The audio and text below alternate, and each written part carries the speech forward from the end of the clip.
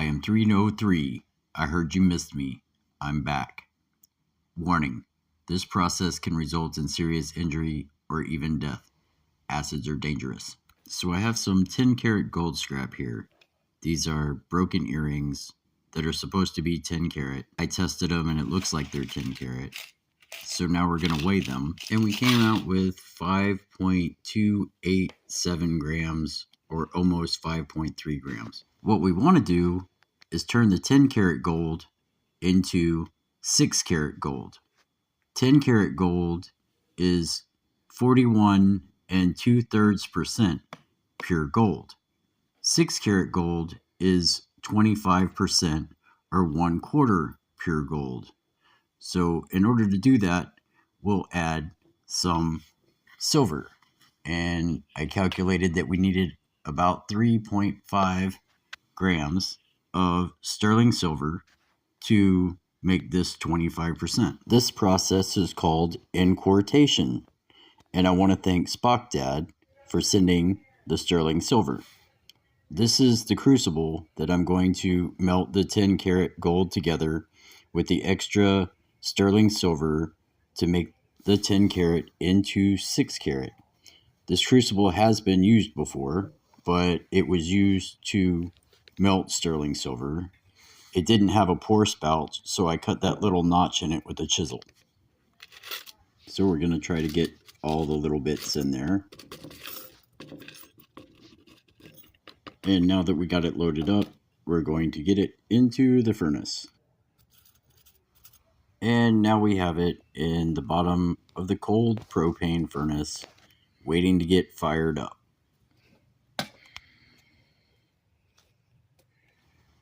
I have the propane tank over here to the right, like I always do. And I have the MAP gas torch to light it with and maybe provide some extra heating. I've got gloves, stainless steel tongs, a couple fire bricks, a graphite stir rod, and those are 2 cooking pots. One of them is stainless steel with water in it in the middle, and the other one is aluminum. I really don't need the aluminum one, but they were together, so I decided to leave them that way.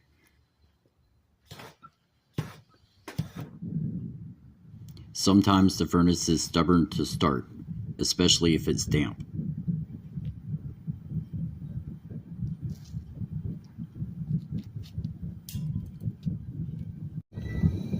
We'll start off at a low heat and then gradually turn it up as it starts to get hot. Shut up, cat. You're messing up my video. When it gets to a bright red like that, it's approaching about 1500 degrees Fahrenheit or 816 degrees Celsius. So it's getting close to the point where it should start melting. 10 karat yellow gold usually melts just under 900 degrees Celsius or about 1650 degrees Fahrenheit. Sterling silver melts at around 1650 degrees Fahrenheit also.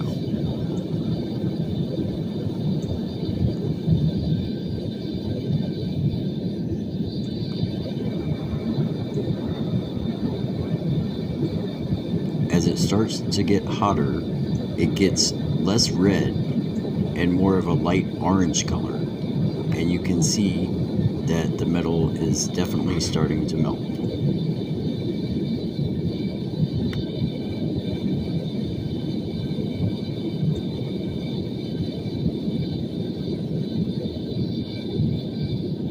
And here you can see it's completely molten up into a ball of 6 karat gold. Now we're going to take it out of the furnace and stir it up with the graphite rod. Oh wait, I changed my mind. We're not going to stir it with the graphite rod. Here, let me show you. Wait, you can't see from that side. Let me switch around to the other side. Okay, yeah, it's definitely molten and it definitely looks like gold, but it's so little. I got afraid to stir it with the rod, so I thought I would just shake it around to try to get it really well mixed. Hopefully that won't cause a problem later on. So we'll put it back in the furnace and try to get it very hot again so it pours easily. I changed the setup a bit so that it would be really close to go from the furnace right into the water.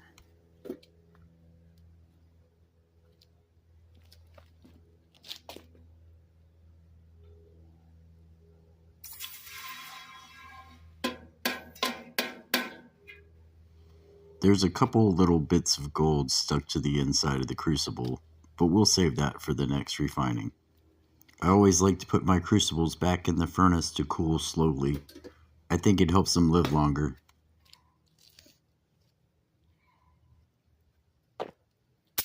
This process is called melting and pouring into shot, or some people call it corn flaking. I came up with the term splat casting because when you splat it into the water, sometimes it makes really cool designs. So now we have it transferred into a 1,000 milliliter beaker, and I'm going to rinse it with distilled water, and then we'll put it on the super scientific hot plate. Then we'll add some more distilled water to it. We're going to do about 75 milliliters of distilled water. And in this step, we're going to be boiling it in dilute nitric acid. I have about 150 milliliters left of the homemade nitric acid that I made a video about back on July 12th. I'm going to try to do this entire refining using only the nitric acid that I have left. So that's approximately 150 milliliters. Each pipette addition is about 2 milliliters, and for the start of this sequence, I put in 8 pipettes, so it's about 16 milliliters that we started with.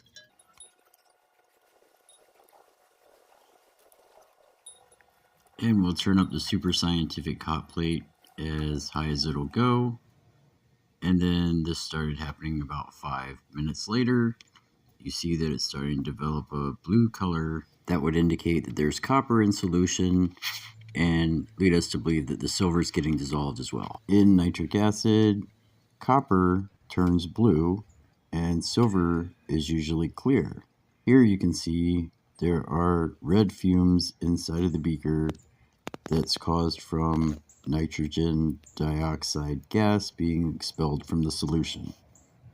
The reason we started off by doing an inquartation and turning the 10 karat gold into a 6 karat or 25% gold alloy is that will allow nitric acid to reach the silver, copper, and any other base metals that may be contained in that gold, and they will get fully dissolved into the solution, but the gold will remain because it doesn't react with nitric acid alone. Anytime there is a higher karat than 6, the gold will protect the base metals that are inside, and they will not completely dissolve in the nitric acid. So the red fumes have stopped, and I can't tell if anything else is getting dissolved now or not, but it looks like the nitric has become saturated. So I added some more distilled water and decanted off the liquid into a waste container.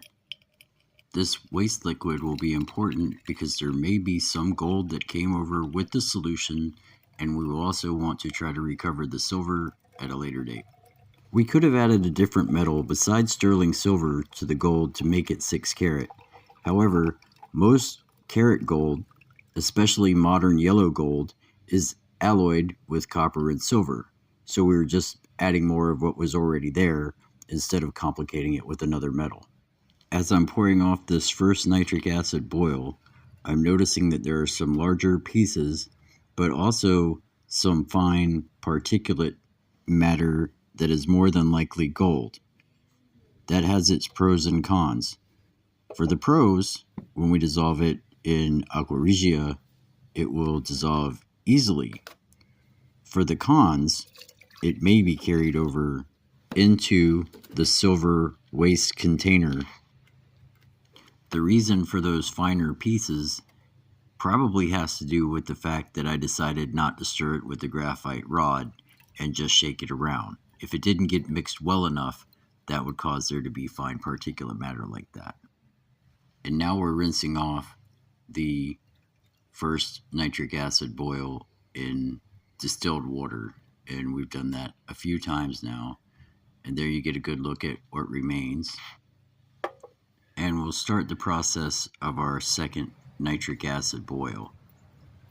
I wish I would have kept up better with the doses of nitric acid that I put into these nitric acid boils, but I will tell you that since we had 150 milliliters roughly left of the nitric, that I split it up into two batches of 75 milliliters each, and I was going to use one batch for the nitric acid boils and then save the other batch for the aqua regia. We started the second batch with 5 doses, so that's about 10 milliliters. This is really what I made this version of Poor Man's Nitric Acid for, was to be able to dissolve silver and refine gold. This is the first gold refining I've done in about 7 years. However, I have used this version of nitric acid to dissolve silver and refine gold in the past. We added the last of the nitric acid that we had separated for the nitric acid boils. Like I said, about a total of 75 milliliters. And this is what we have here. It has a slight blue color, so I'm pretty sure that that's copper and silver. And although I think we got most of it, probably some remains in the mostly gold solids that you see here remaining in the bottom of the beaker. And this is our silver bearing waste, and you can see in the bottom there is a lot of fine particulate matter, and that looks like some gold that came across. I don't think it would be silver nitrate. It doesn't make any sense for that to precipitate out. And we rinsed this 5 times in distilled water. I would have liked to have done one more nitric acid boil at least. Since we're on a nitric acid budget, we're going to go ahead and add some hydrochloric acid so that we can start our aqua regia. And we're going to start with 5 doses, or about 10 milliliters, of our homemade Poor Man's Nitric Acid. That noise is a U.S. Navy bomber flying overhead. I shot the first 2 hours of this continually, so it's all here, it's just sped up. While this is running, I wanted to send a special shout out to Donald Speck and Spock Dad, because they're my 2 Patreon supporters that have stuck with me while I wasn't able to make videos. In case you were wondering why I stopped making videos for a while, well, first off, I had to get some serious dental work done that put me out of commission for a couple of weeks. And then after that, I decided to take on another work project that took up all of my time and didn't leave me any time to really focus on videos. The good news is, now I've finished that project, I have steady work, and I will be able to buy new equipment and be able to do things like purchase scrap gold that I can refine and make videos for y'all. As I'm making this video, I'm currently at 871 subscribers. To many people, that probably wouldn't sound like much at all, but to me, I never really expected to get over, say, 500, so I'm really thankful for each and every person that subscribed. For a couple technical notes, first, I didn't show any stannous chloride testing. Well, honestly, that's because I didn't do any stannous chloride testing. I just went by visual cues.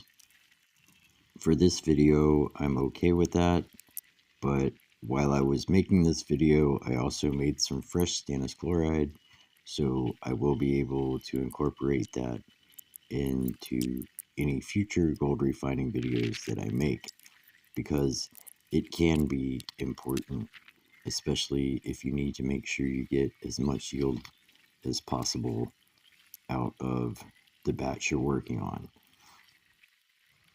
And also, some people might point out that I didn't add any sulfuric acid to precipitate out any lead that remained in the solution, and that's true. The reason for that is because the poor man's nitric that I made contains residual sulfuric acid. I actually tested it on an aqueous lead solution, and it precipitated out lead as lead sulfide. Okay, so we're getting to the end of the Aqua Regia segment that I shot continuously for 2 hours. In a couple places here, you'll notice when the reaction settles down in between nitric additions that the solution appears to have a greenish tint that may indicate that there's a little bit of copper in the solution. And also, when it settles down, it may appear a little bit cloudy. That could be because of silver chloride in the solution.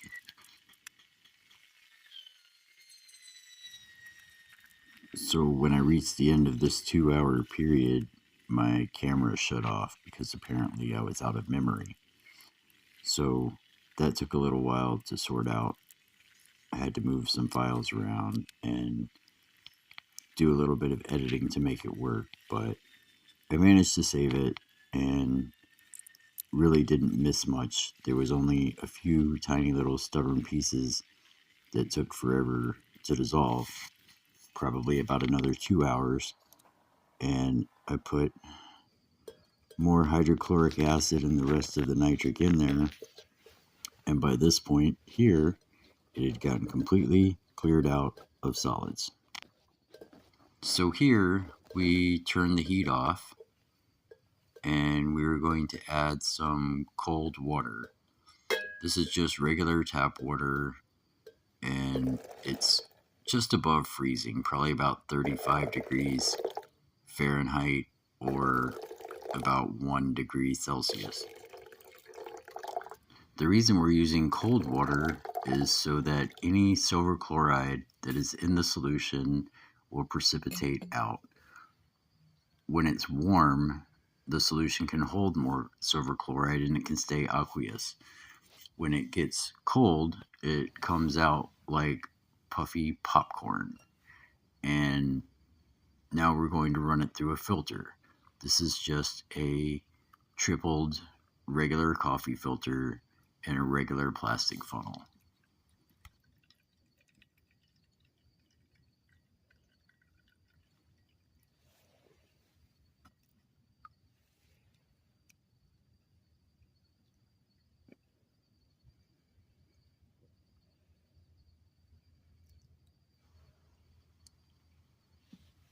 Here you can see there's some stuff stuck to the inside of the 500 milliliter beaker, and to me that looks like silver chloride.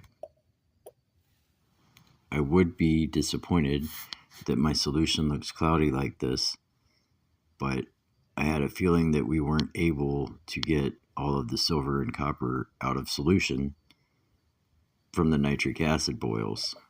And also, it doesn't take much silver, like a few milligrams, to make the solution cloudy. If there was any decent amount of silver in there, it would create puffy white clouds of solid, dense silver chloride. So I'm going to put the filtrate back in the 500 milliliter beaker, and we're going to filter it again. We're going to run it back through our same triple layer coffee filter.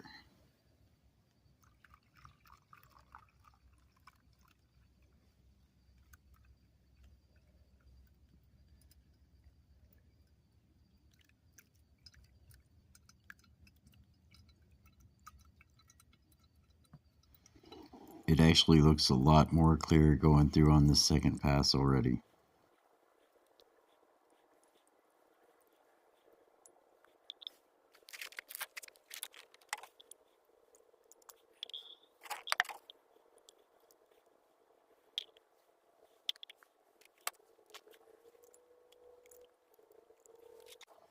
It's really kind of hard to see because the filter papers are white and silver chloride's white, but there's what looks like a lot of silver chloride on there. And our solution looks really clear. So we're going to add some sodium metabisulfite. This is stump out, also called SMB, to our now clear gold solution.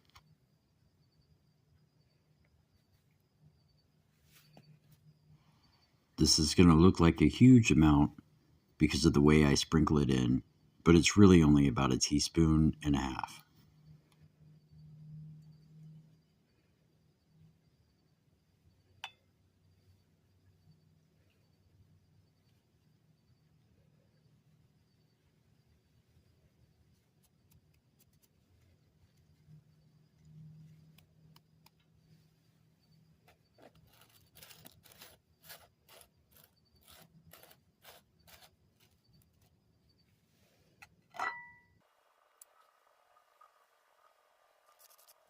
I added maybe another half a teaspoon there.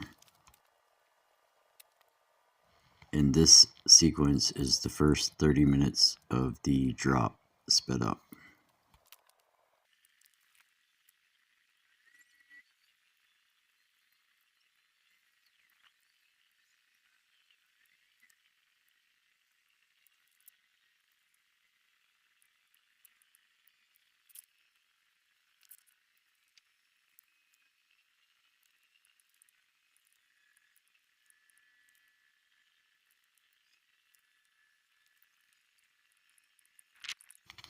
If you look closely, you can actually see solid particles floating on top of the liquid.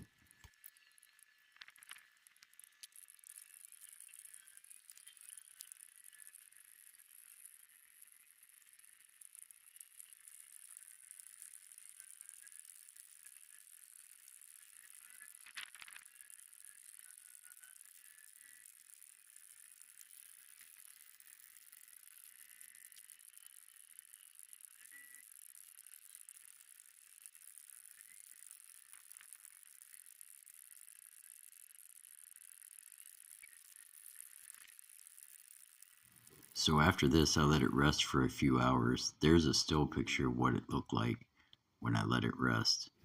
And here's what it looks like the next morning. It actually looks like there's 24 karat metallic gold sitting on top of the liquid. Normally, I would just try to decant a solution like this and keep everything in the bottom. But I'm going to pour it through a triple coffee filter because of the little bits of gold that are floating on the top. It's probably not worth going through the trouble, and I should just put them in the waste bucket and collect them later, but this is the first one I've done on YouTube, and I want to try to capture any fine particles of gold that might be floating around.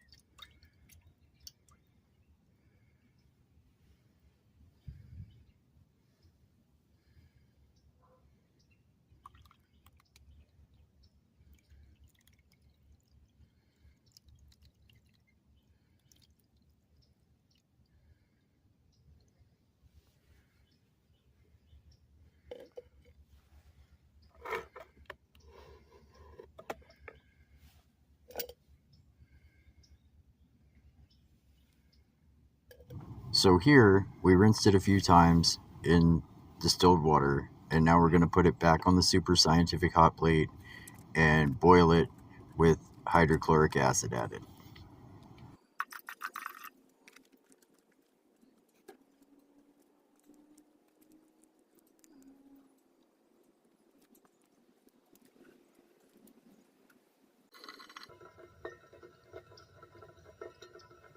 We did a total of 2 hydrochloric acid boils and then rinsed with distilled water again, and then we poured it all right into the filter. It started to rain, and that made me rush a little bit, so I put it all in this small melting dish and coated the heck out of it with borax. Now what we're going to do is take the MAP gas torch and try to just barely caramelize the borax so that it sticks to the filter paper, because we don't want the filter paper to turn into ash and blow away any of our particulate gold that's stuck to the paper. So we'll give it a little bit and try to make sure we get that borax gooey and stuck to the paper.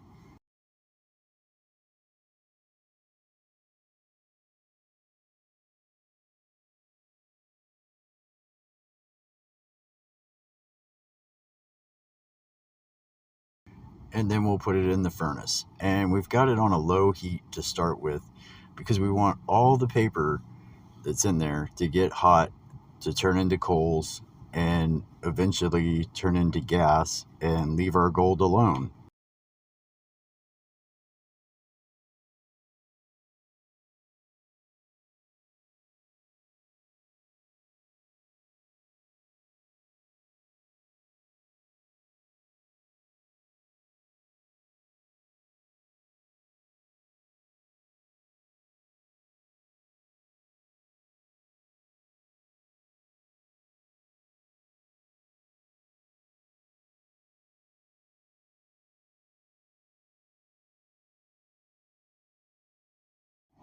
Now we have increased the heat just a little bit.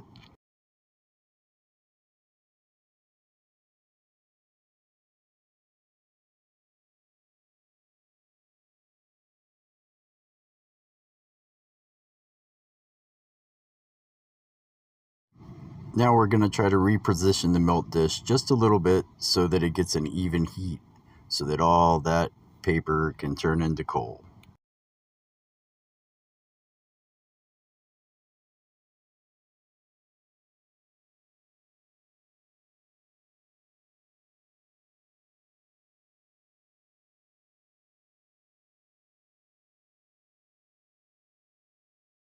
And now we've got the heat turned up pretty high. You can see that bright yellow color on the outside of the crucible dish, and that's what we want. Because if this is 24 karat gold, it's going to melt at just over 1,000 degrees Celsius, or just under 2,000 degrees Fahrenheit. And now you can see it's starting to ball up and turn into a solid piece of gold. This is difficult to film because of the extreme heat.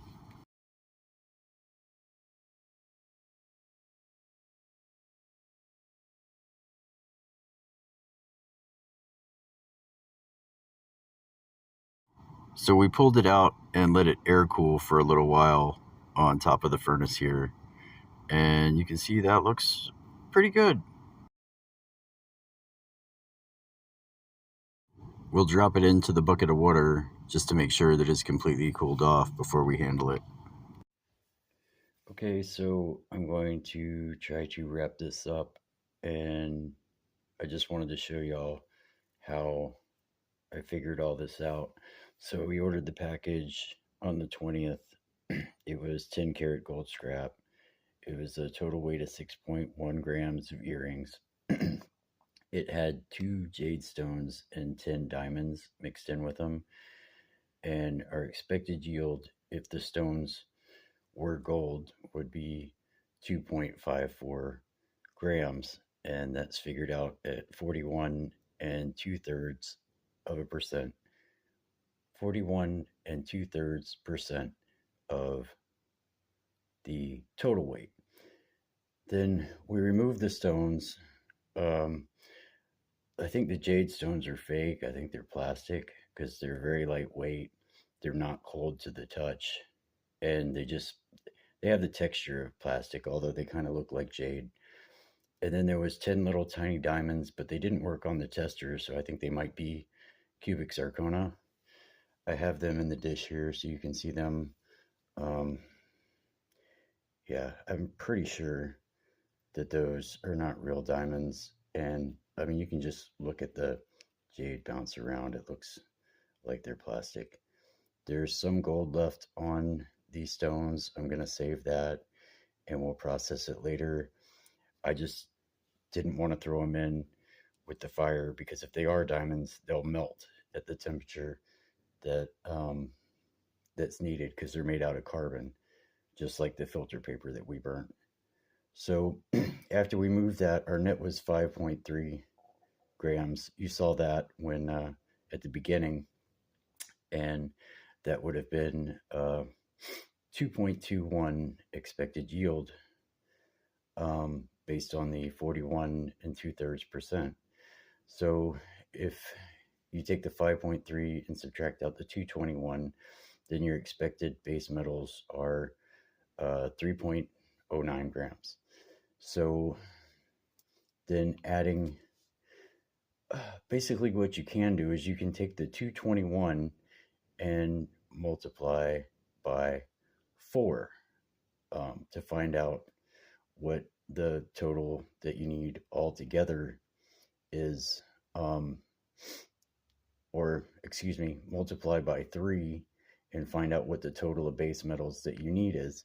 So then you get 2.21 times 3 is 6.63, and that would be the total base metals you need to make it a 25% solution. So 6.6. So if you take the 6.63 and subtract out the base metals that are already supposed to be in there, that's how you come up with the 3.53 to import the gold, make it 25%, and we chose sterling silver. And here's the little piece of gold that we got.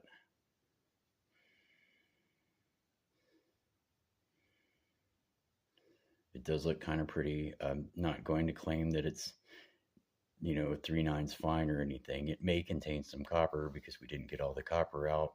It would only be trace amounts, but it could be in there. So I'm not going to make any claims.